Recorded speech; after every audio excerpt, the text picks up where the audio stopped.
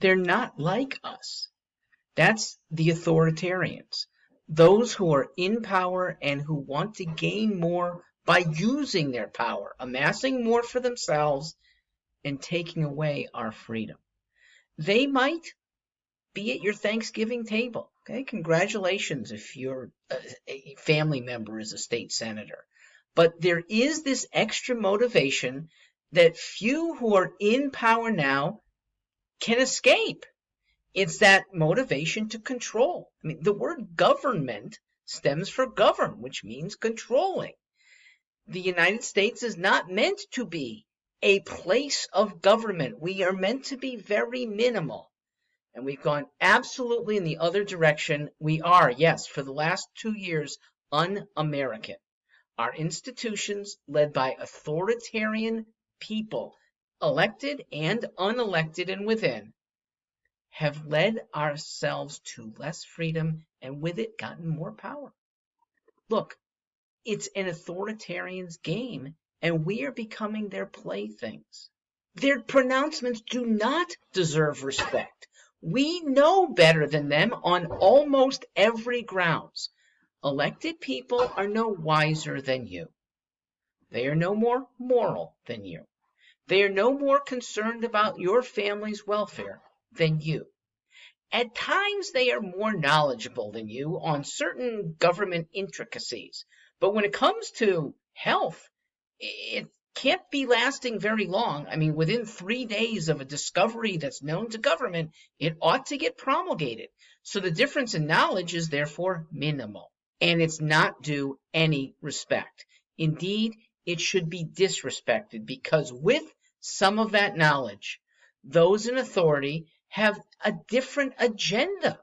Expand their authority, tax more so there's no more revenue into their coffers or the people who are beholden to them. Everyone likes having bigger staffs, so a more regulatory regime, a higher cost regime, builds that bigger staff, builds the authoritarian's power beforehand. Look how it's played out with the falsity of scary COVID for healthy people. It's not scary anymore, okay?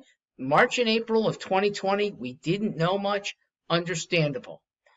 But since then, when we haven't seen healthy people writhing in pain, dying, even hospitalized very often, that's where old people have to go, immunocompromised people, younger, healthy people. If they have the virus in the first place, it's as benign as a cold. And yet we've gotten all worked up. And we shouldn't.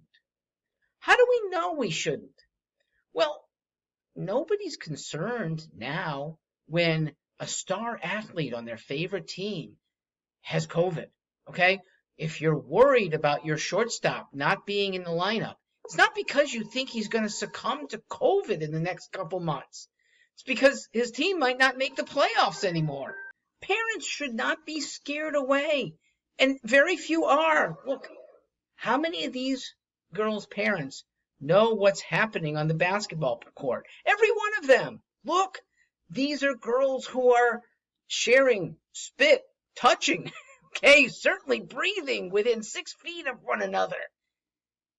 They know that this is not harmful, or to the extent there is a tiny risk of harm, it is way overcome by the freedom that we want to make sure we all have.